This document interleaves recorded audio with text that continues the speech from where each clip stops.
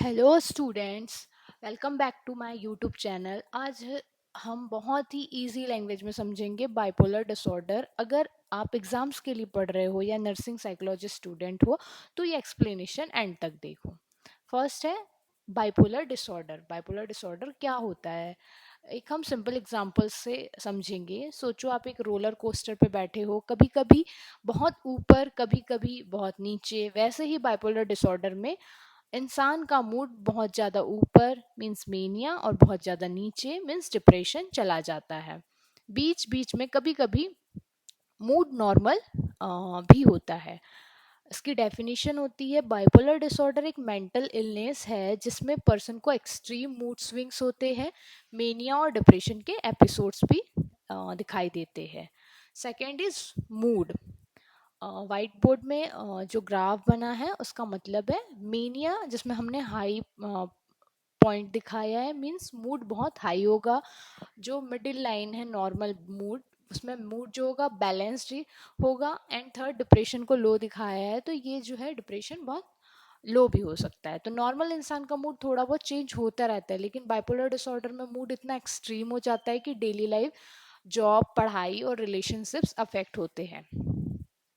Third है causes, ये किस किस के वजह से हो सकता है। फर्स्ट है जेनेटिक्स। अगर फैमिली में किसी को बाइपोलर डिसऑर्डर है तो रिस्क बढ़ जाता है। मतलब पेरेंट्स या सिबलिंग्स में हो तो चांसेस थोड़े ज़्यादा होते हैं। Second, brain chemicals. हमारे ब्रेन में कुछ केमिकल्स होते हैं, जैसे आपने सुना होगा डोपामिन और सेरोटोनिन, और इनका बैलेंस बिगड़ जाए तो मूड भी डिस्टर्ब हो सकता है।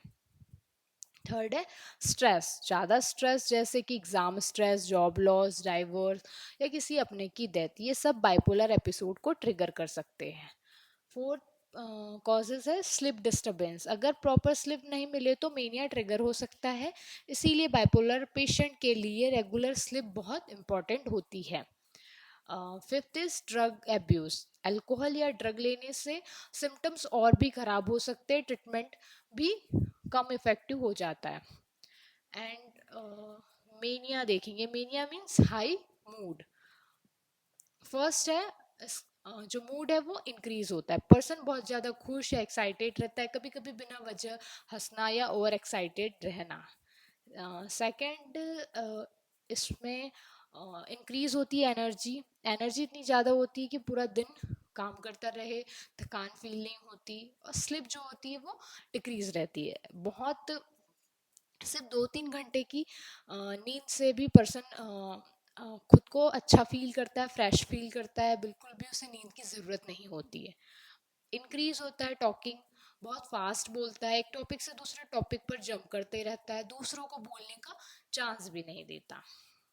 इंक्रीज होता है कॉन्फिडेंस। इतना बढ़ जाता है कि पर्सन सोचता है मैं सबसे इंटेलिजेंट हूँ, मैं कुछ भी कर सकता हूँ। कभी कभी ये और कॉन्फिडेंस रियलिटी से बाहर हो सकता है। ज़्यादा टाइम स्पेंड करता है, बहुत पैसे खर्च कर देता है, महंगी शॉपिंग्स, बिना सोचे इन्वेस्टमेंट, अननेसेसरी चीज़ें खरीदना, बाद में वो रिग्रेट करता है। अब हम सबसे पहले समझते हैं डिप्रेशन। डिप्रेशन का मतलब सिर्फ उदास होना नहीं है, ये एक मेंटल हेल्थ कंडीशन है जिसमें पर्सन का मूड बहुत लो हो जाता है और डेली लाइफ अफेक्ट होने लगती है। Symptoms of depression. First, low mood. Person हमेशा उदास या दुखी फील करता है, उसका किसी भी चीज में मन नहीं लगता। Second, no interest. जो काम पहले पसंद थे अब उनमें इंटरेस्ट खत्म हो जाता है। जैसे फ्रेंड से बात करना, टीवी देखना, गेम्स खेलना, पढ़ाई या जॉब, सब बोरिंग लगने लगता है। थर्ड है पुअर स्लिप। स्लिप डिस्टर्ब हो जाती है, कुछ लोगों को नींद ही नहीं आती, इंसोम्निया भी इसे कहते हैं। कुछ लोग बहुत ज़्यादा सोते हैं। Fourth, fatigue. हर टाइम थकान फील होती है, छोटा सा काम भी बहुत मुश्किल लगता है, एनर्जी बिल्कुल कम हो जाती है। Fifth, hopelessness. पर्सन को लगता है मेरी लाइफ में कुछ अच्छा नहीं होगा, मैं नहीं किसी काम का नहीं हूँ। ये फीलिंग बहुत डेंजरस हो सकती है। And last, suicidal thoughts. Severe depression में कुछ लोगों के माइंड में अपनी जान लेने के थॉट्स आ सकते हैं। ये मेडिकल इमरजेंसी है। ऐसे थॉट्स आए तो तुरंत फैमिली या मेंटल हेल्थ प्रोफेशनल से हेल्प लेनी चाहिए। 6 पॉइंट है बाइपोलर साइकिल। अब देखते हैं बाइपोलर साइकिल। इसमें सबसे फर्स्ट है depression, decrease normal mood, decrease mania, decrease normal mood and depression. इसका मतलब बाइपोलर डिसऑर्डर में मूड परमानेंटली हाई लो नहीं रहता, ये साइकिल में चलता है। कभी डिप्रेशन आता है, फिर पर्सन बिल्कुल नॉर्मल हो जाता है, उसके बाद मेनिया आ सकता है, फिर दोबारा नॉर्मल और फिर डिप्रेशन। इसीलिए इस डिसीज को मूड साइकिल डिसऑर्डर भी कहा जाता है। सेवंथ है टाइप्स ऑफ बाइपोलर डिसऑर्डर। अब सबसे important topic bipolar first disorder. इस टाइप में पर्सन को मेनिया जरूर होती है और अक्सर डिप्रेशन भी होता है। Mania plus depression. मेनिया यहाँ सीवियर होती है, कभी कभी हॉस्पिटल एडमिशन की भी जरूरत पड़ सकती है। बाइपोलर सेकेंड डिसऑर्डर, इसमें फुल मेनिया नहीं होता, सिर्फ हाइपोमेनिया होता है और साथ में डिप्रेशन होता है। Hypomania plus depression. हाइपोमेनिया क्या है? हाइपोमेनिया मतलब मेनिया का माइल्डर, कम सीवियर वर्जन। पर्सन एनर्जेटिक और हैप्पी होता है, लेकिन सिम्टम्स इतने सीवियर नहीं होते कि हॉस्पिटल जाना पड़े। साइक्लोथीमिया या साइक्लोथिमिक डिसऑर्डर भी हम इसे कहते हैं, ये बाइपोलर डिसऑर्डर का सबसे माइल्ड फॉर्म है। इसमें मूड स्विंग्स होते हैं, लेकिन मेनिया और डिप्रेशन दोनों माइल्ड होते हैं। माइल्ड मूड स्विंग्स इसमें होता है, पर्सन कभी कभी थोड़ा हैप्पी होता है, कभी थोड़ा लो, लेकिन सिम्टम्स बाइपोलर फर्स्ट और बाइपोलर सेकंड जितने सीवियर नहीं होते हैं। बाइपोलर फर्स्ट मतलब इंटेंस मेनिया या फिर हम इसे फुल मेनिया भी बोल सकते हैं। Bipolar second means half mania, इसे हम हाइपोमेनिया भी कहते हैं। साइक्लोथीमिया मींस माइल्ड मूड साइकिल, ये स्मॉल मूड स्विंग्स भी होते हैं। अब हम देखेंगे डायग्नोसिस। सबसे पहले डॉक्टर कंफर्म करता है कि पेशेंट को बाइपोलर डिसऑर्डर है या कोई और mental illness.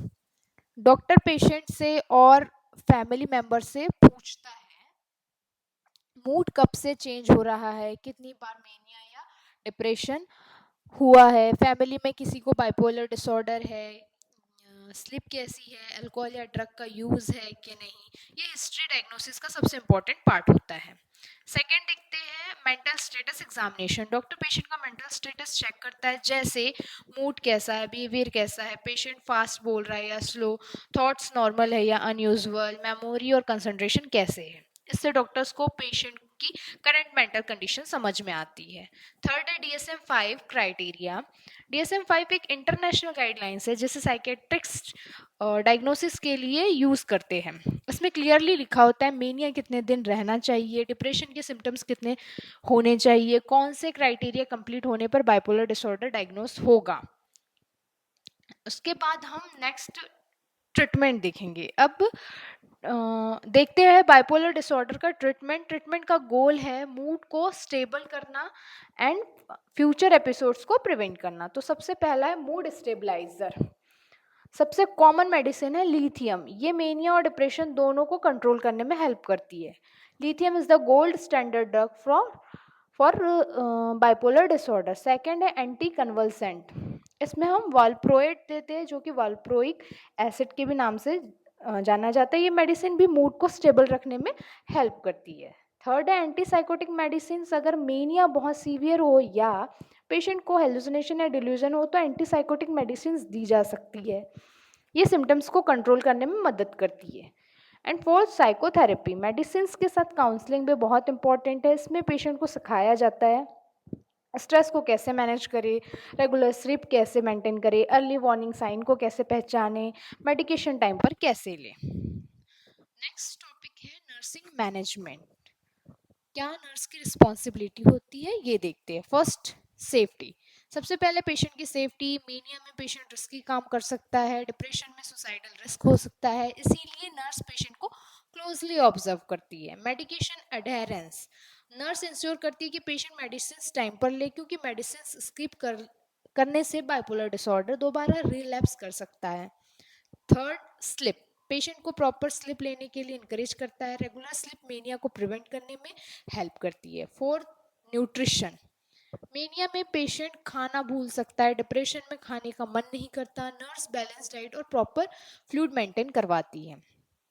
Next, family education.